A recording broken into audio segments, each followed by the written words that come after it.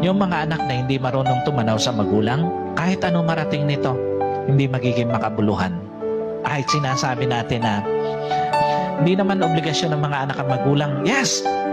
Pero ang sabi ng Panginoon, honor your parent. At kasama dun sa pag-honor na yon, yung merong kang kayang gawin para sa kanila, ginagawa mo. Sa mga anak na naririto, kahit magkapamilya kayo, huwag niyong titingnan na ang dapat ninyong bigyang focus yung sariling pamilya na lang. Hanggat nabubuhay ang mga magulang ninyo, iparamdam ninyo na kaya ninyo silang i-honor in all aspect ng buhay. Huwag kayong iiyak sa kanilang libing dahil marami kayong regrets. No, that is hypocrisy. Wala kayong kwentang anak kung iiyak lang kayo sa kanilang lamay, pero nung nabubuhay, hindi mo ginawa yung dapat mong gawin para sa kanila. Yung mga anak na hindi marunong tumanaw sa magulang, kahit ano marating nito, hindi magiging makabuluhan. Kahit sinasabi natin na hindi naman obligasyon ng mga anak ang magulang, yes! Pero ang sabi ng Panginoon, honor your parent. At kasama dun sa pag-honor na yon, yung merong kang kayang gawin para sa kanila, ginagawa mo. Sa mga anak na naririto, kahit magkapamilya kayo, huwag niyong titingnan na ang dapat ninyong bigyang focus yung sariling pamilya na lang. Hanggat nabubuhay ang mga magulang ninyo, iparamdam ninyo na kaya ninyo silang i-honor in all aspect ng buhay. Huwag kayong iiyak sa kanilang libing dahil marami kayong regrets. No, that is hypocrisy. Wala kayong kwentang anak kung iiyak lang kayo sa kanilang lamay, pero nung nabubuhay, hindi mo ginawa yung dapat mong gawin para sa kanila. Yung mga anak na hindi marunong tumanaw sa magulang, kahit ano marating nito, hindi magiging makabuluhan. Kahit sinasabi natin na hindi naman obligasyon ng mga anak ang magulang, yes! Pero ang sabi ng Panginoon, honor your parent. At kasama dun sa pag-honor na yon, yung merong kang kayang gawin para sa kanila, ginagawa mo. Sa mga anak na naririto, kahit magkapamilya kayo, huwag niyong titingnan na ang dapat ninyong bigyang focus yung sariling pamilya na lang. Hanggat nabubuhay ang mga magulang ninyo, iparamdam ninyo na kaya ninyo silang i-honor in all aspect ng buhay. Huwag kayong iiyak sa kanilang libing dahil marami kayong regrets. No, that is hypocrisy.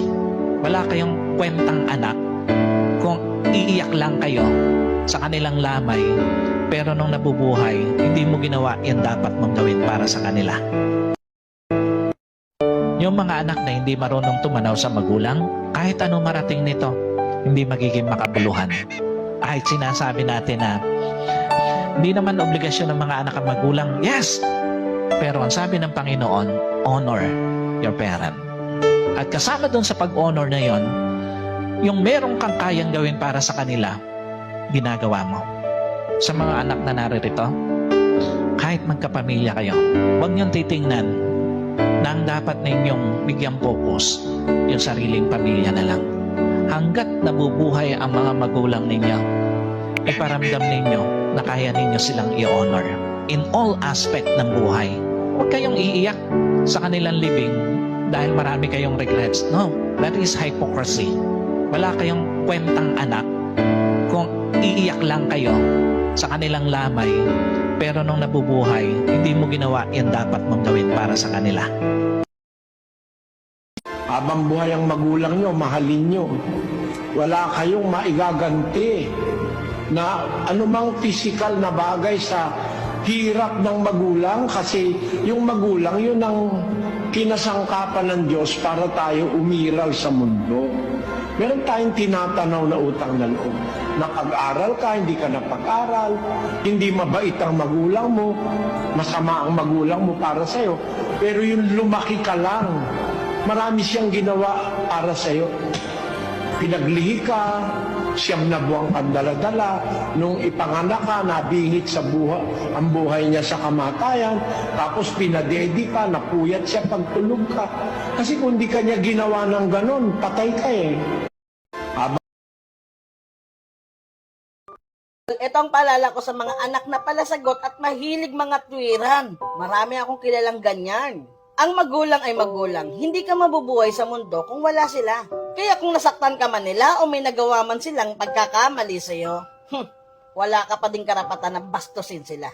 Masakit sa magulang na pagalitan ng anak. Hindi mo yun alam kasi hindi nila pinapahalata. Pero mas masakit sa kanila ang lumaki ang mga anak na walang respeto sa magulang. Matigas ka, di ba? Ang hilig mong sumagot o mga tuwiran kapag pinapayuhan ka. Huwag mong masamain ang mga payo ng magulang mo. Balang araw, magugulat ka na lalabas din sa bibig mo ang mga pangaral na magulang mo para sa sariling anak mo. Kung ano ang puno, siya ang bunga. Real talk yan. Ito ang paalala ko sa mga anak na palasagot at mahilig mga tuwiran. Marami akong kilalang ganyan. Ang magulang ay magulang. Hindi ka mabubuhay sa mundo kung wala sila. Kaya kung nasaktan ka man nila o may nagawa man silang pagkakamali sa'yo, wala ka pa ding karapatan na bastusin sila. Masakit sa magulang na pagalitan ng anak. Hindi mo yun alam kasi hindi nila pinapahalata. Pero mas masakit sa kanila ang lumaki ang mga anak na walang respeto sa magulang. Matigas ka, di ba? Ang hilig mong sumagot o mga tuwiran kapag pinapayuhan ka. Huwag mong masamain ang mga payo ng magulang mo. Balang araw, magugulat ka na lalabas din sa bibig mo ang mga pangaral na magulang mo para sa sariling anak mo. Kung ano ang puno, siya ang bunga. Real talk yan.